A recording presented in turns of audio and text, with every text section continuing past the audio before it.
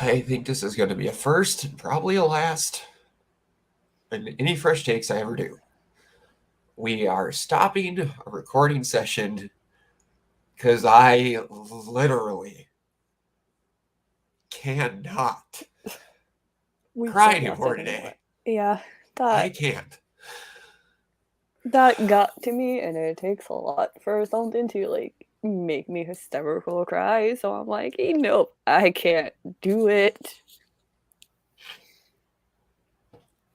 I don't. We've I've oh god, I've touched on things before in different reviews and other things and how I've said I'm very close with my surrogate dad because didn't have a very good relationship with my actual dad. I'm gonna start crying again. So I am incredibly close with my mom. She is my best friend and always will be.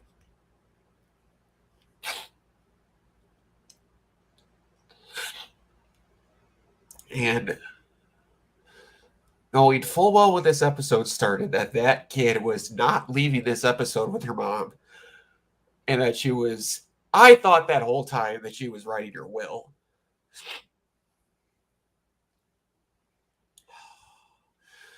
But the second she got that birthday letter,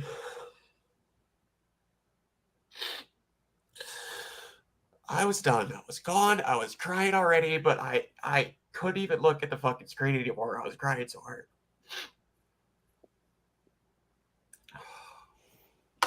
Saying once Aaron like knew like I know like you're going to die and leave me alone. That was it. I was like, I know where this is going. Mm-hmm. That what got me. I was like, then once that when we found out like the letters are like every year she gets one for her birthday, and then when Violet broke the whole time, like this is a trigger for Violet, and I was like, I can't handle this. Yeah.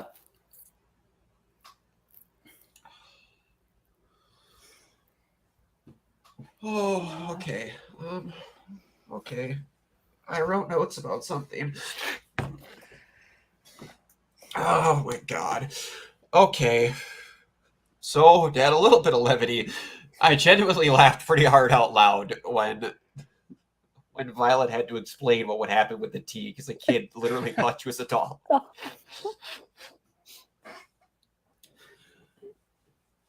Oh, And once he touched Violet's face, like, wait, hold up, it's war. I'm glad there was a little bit of levity to this episode because the rest of it is pretty heavy. that whole episode just goes from that kid hating Violet. She's stealing like moments from her mom, and then doing her best to get what little of a mom she can out of Violet because she knows that she's not going to have it with her mom, and screaming at her to let her be in there when she reads the letters. Oh, he's supposed to be in the same room with her mom.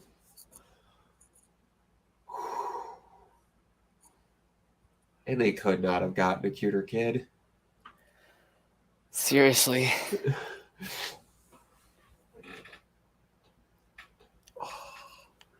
I know I want to put more commentary on this, but oh my good lord.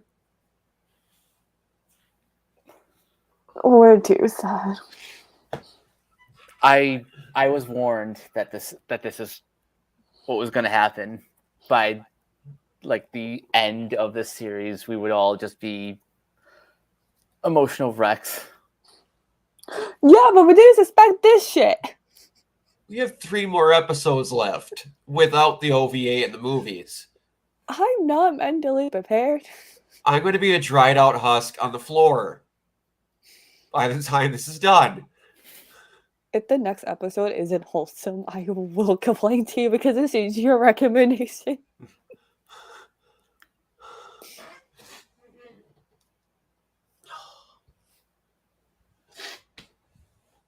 Anyway, so again, I thought this whole time that she was writing out her will because obviously she was dying. You don't start out the episode with the parent in the bed without her not making it out of this episode. And this is one of the first things where like Violet didn't learn a lesson. She just was there for someone because Violet, it's almost weird to say, is kind of fixed at this point. Which I don't know where the series is going now. If it's Violet figured her crap out now and we're just going to see out of the last 3 episodes how much we can make people cry. Because you succeeded. Good job. You can hang it up. You don't need the last 3 at all. This literally almost killed me. I'm trying to think. And to the degree of she wanted a week with her to write letters, to have that kid get preoccupied, I thought it could not be sad enough. You see this kid growing up, having kids. And first of all, you see the kid moving out because she could not live in that house. And then you see them growing up, you see them having kids, and the thing that almost made me inconsolable, that I almost was gonna tell you guys I could not record about this, was when Violet revealed that they had written letters up to this kid's 50th birthday. Yeah. 50 letters. That is.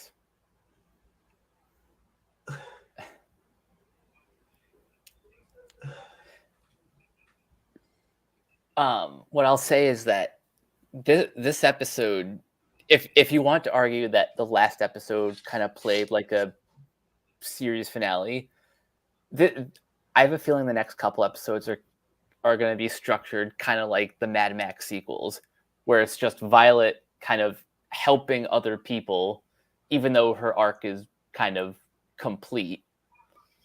This is... Oh boy, could I not go for a farther pull that is nothing close to this. Darling in the Franxx. The main characters are this guy Hero and this other pilot 02. Her plot development is done at like episode 12, and I believe that show is 26 episodes long. And they're the main 2 characters of the entire show. And the entire thing is just about how those 2 look at other people. And it's like,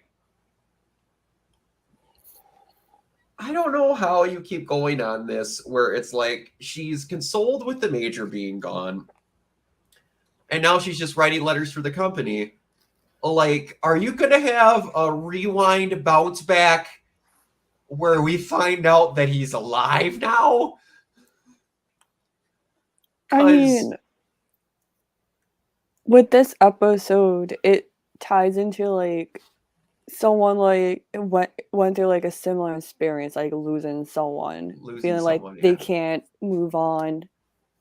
Like, what am I going to do? You're going to leave me alone. So I felt like it was triggering for her, but like she probably needed to like that moment to know like, hey, you've been through this. You can use your experience to help people in the same.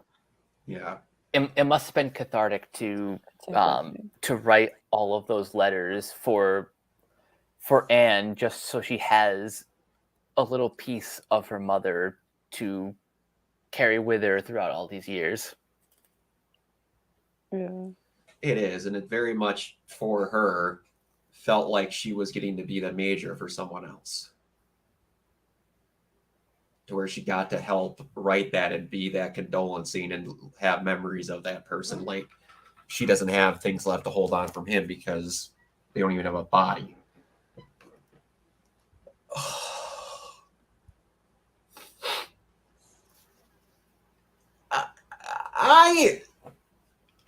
Do you guys have anything else? I got nothing. I am dead weight in a chair. if I was not supported, I would have kept crying. If I know I didn't have to record, if I didn't have to sit in this chair, turn that light on, and turn that camera on, I would have continued crying, and I would have called Crow and told him to fuck off because he's another person that told me to watch this.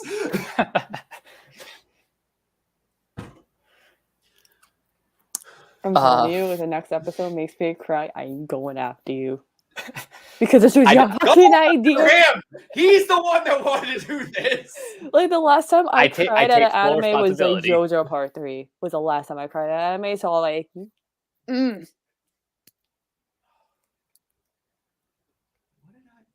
Oh, I bawled like a baby at the end of Madoka. I won't even have like spoilers if you haven't seen Madoka. When all that crap goes down and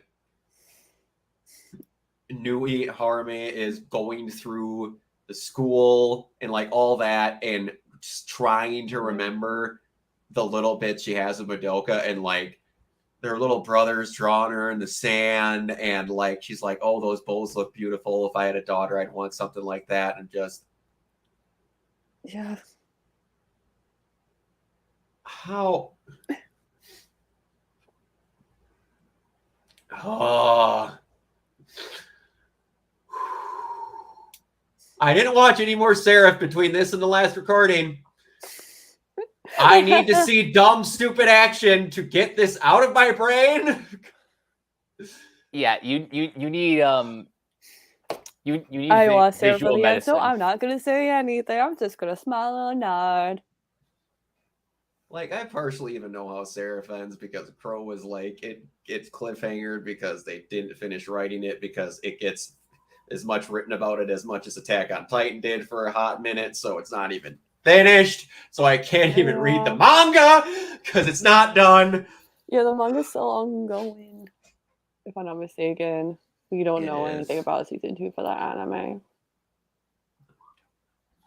Okay, I'm going to ramble because I'm trying my best not to keep crying because I have the picture of that kid and everything on that screen now. And I just, Mike, go. Twitter at Captain K42, quick thoughts on letterbox.com/CoachK42, all the various Facebook groups, blah, blah, blah, Renegade Pop Culture on Twitter and Facebook. I've read Pop Culture. He knows that like he's on the shit list. You can find me, find us on Podchaser, find us on the Banana Meter, our YouTube channel. Listen to all you both live in the same state. You got to worry about her.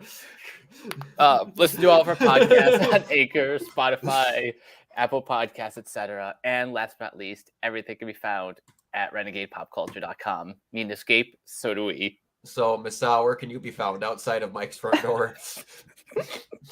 You can find me on Twitter at Keep110028. And if you don't see him next time, you guys know why. Him. I spared it. We would have watched this before. We would have watched this a series earlier because this was supposed to happen before Akame. Oh my god. And I was like, I really got to watch this. He's like, we have to do Violet next. I'm like, okay, let's try some more. You can find me everywhere at Organoid Zero. Bye.